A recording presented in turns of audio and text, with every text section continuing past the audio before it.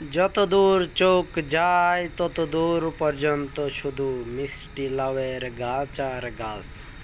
এটা খুব বেশি দূরে নয়, আমাদের পাশের থানায় নেত্রকোনা জেলার মদন থেকে খালিয়াজুরি রোডে আপনারা দেখতে পারবেন যত দূর চোখ যায় তত দূর পর্যন্ত শুধু মিষ্টি লাউয়ের গাছ লাগানো হয়েছে ব্যাপক আকৃতিতে, যা অসম্ভব পরিকল্পনার বাস্তবায়ন করতে চলেছে কিছু সংখ্যক লোকজন।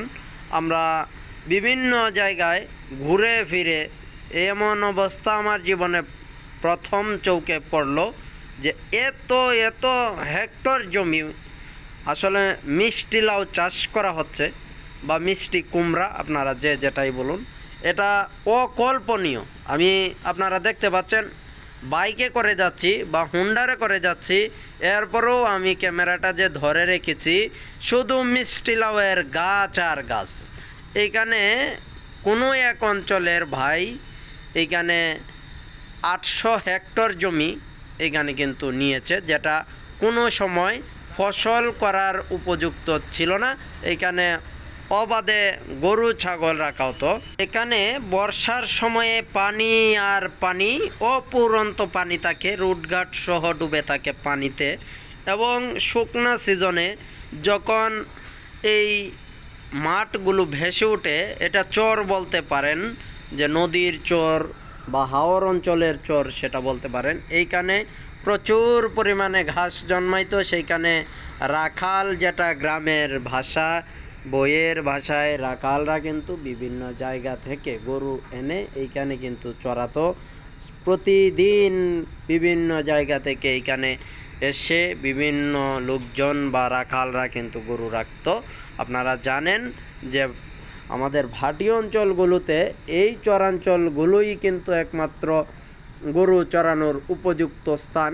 এজন্য প্রচুর পরিমাণে ভাটি অঞ্চলে কিন্তু গরু পালন করা হয়। মোটা তাজাকরণ বলেন আর গাভী বলেন, যাই বলেন, এইখানে কিন্তু অবাধে খোলামেলা অবস্থানে কিন্তু রাখা হয়, যেখানে উৎপাদন খরচ অত্যন্ত কম। আমি আপনাদেরকে নেমে এখন আপনাদেরকে ধীরে ধীরে বিভিন্ন জায়গায় পরিদর্শন করাবো এবং আপনাদেরকে আমি দেখিয়ে দিচ্ছি যে বিস্তীর্ণ অঞ্চলগুলো।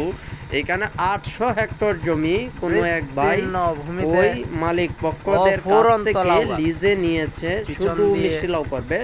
উনি আমাদের অঞ্চলের নয়, সম্ভবত ফেনী না কুষ্টিয়ার এই ওই যে লোকজন আছে ওনারা সঠিকভাবে বলতে পারতেছে না, কারণ ওনারা এখানে পরিশ্রম করতেছে ওই ভাইয়ের আন্ডারে।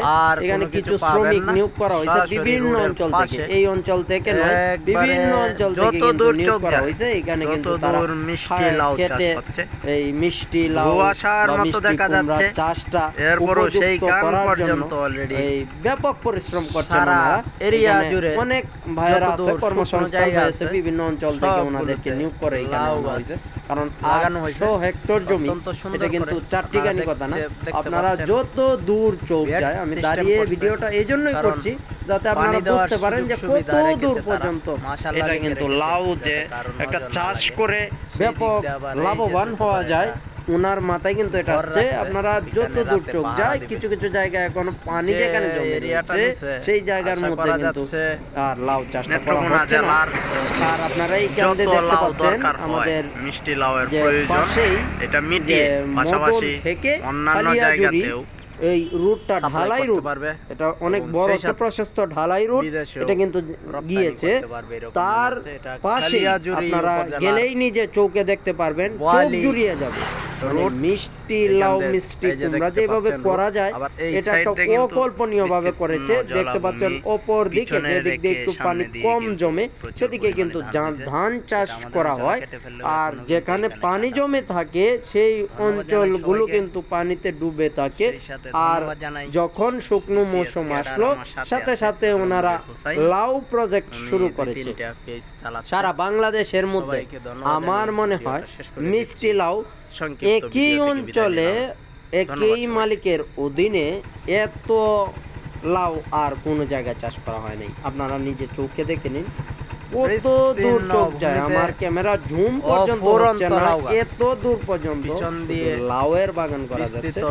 এইখানে দেখতে পাচ্ছেন এই যে বিভিন্ন শ্রমিক, কিন্তু আমি আগে বলেছি বিভিন্ন জায়গা থেকে নিয়োগ করে আনা হয়েছে। এইখানে আপনারা দেখতে পাচ্ছেন বিষ প্রয়োগ করতেছেন যাতে কোনো পোকামাকড় আক্রান্ত না করে, এবং সেটাকে তারা প্রতিদিন প্রতিক্ষণ পর্যবেক্ষণের মাধ্যমে সঠিক পরিচর্যা এবং ব্যাপক লাভবান হওয়ার উদ্দেশ্যে কিন্তু ওনারা কাজ করে যাচ্ছে। ধোঁয়াশার মতো দেখা যাচ্ছে ধারে কাছে এসে আপনাদেরকে দেখিয়ে দিচ্ছি সিস্টেমটা ওনারা কি করেছে।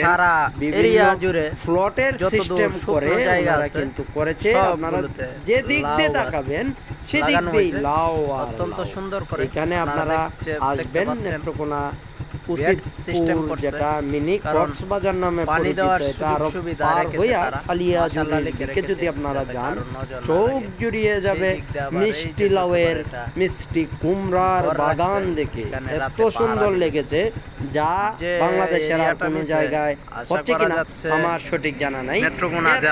এত মিষ্টি লাউয়ের লাউ দরকার হয়। এরপর আপনাদেরকে আরেকটা জিনিস আমি জানিয়ে রাখতে চাই, এইগুলো কিন্তু মিষ্টি লাউগুলো আপনার কোনো ধরনের মাচা তৈরি করতে হবে না, মানে গাছগুলো কোনো বাঁশ বা কোনো কিছুর উপরে তুলতে হবে না, সম্পূর্ণভাবে মাটিতে উর্বর অবস্থানে কিন্তু ব্যাপক আকৃতিতে লাউ চাষ করা হচ্ছে।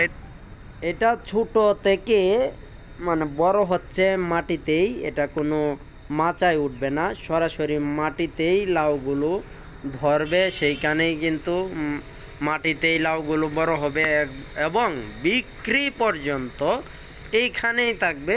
এবং সঠিক পরিচর্যার মাধ্যমে বিভিন্ন অঞ্চল থেকে যে শ্রমিকগুলো নিয়োগ করা হয়েছে, বিভিন্ন ভাইয়েরা এসেছে, তারা কিন্তু পর্যবেক্ষণ করছে, পরিচর্যা করছে, সেই সাথে পানি দিচ্ছে, বিষ দিচ্ছে, বিভিন্ন ধরনের পোকামাকড় দমনের জন্য কীটনাশকগুলো কিন্তু ব্যবহার করা হচ্ছে। এটা আপনারা নিজের চোখে আইসা বিভিন্ন জায়গা থেকে ঘুরে দেখে যেতে পারেন। বিভিন্ন ফার্মার আছেন, বিভিন্ন ইউটিউবাররা আছেন, যেখান থেকে আমাদের ভিডিওটা দেখছেন, তারা চৌকে এসে সেই প্রজেক্টগুলো দেখতে পারেন। আমরা কিন্তু ওনাদের কোনো সাক্ষাৎকার এই জন্য নেই নাই, কারণ হচ্ছে ওনারা বিভিন্ন স্থান থেকে এসেছে, 800 হেক্টর জমি। এইখানে কিন্তু আলাদা আলাদাভাবে এরা এইখানে এই 2 দিন থাকে, অন্য প্লটে 2 দিন যায়, মানে অফুরন্ত এরিয়া তো, যার ফলে কিন্তু এক প্রান্ত থেকে আর এক প্রান্ত পর্যন্ত এরা আলাদা আলাদা সেক্টর ভিত্তিকভাবে কাজটা করে। এজন্য ওনাদের সরাসরি কোনো সাক্ষাৎকার আপনাদেরকে তুলে দিতে পারি নাই, সেজন্য আন্তরিকভাবে দুঃখিত। আমরা পরবর্তীতে মালিক যদি আসে ওনার সাথে সাক্ষাৎ করিয়া লাউয়ের বাম্পার ফলনটা আপনাদেরকে দেখাবো ইনশাল্লাহ। সবাই নিজের চোখে দেখুন, বিভিন্ন জায়গা থেকে ফল সবজির বাগান করুন, ক্ষতিগ্রস্তের হাত থেকে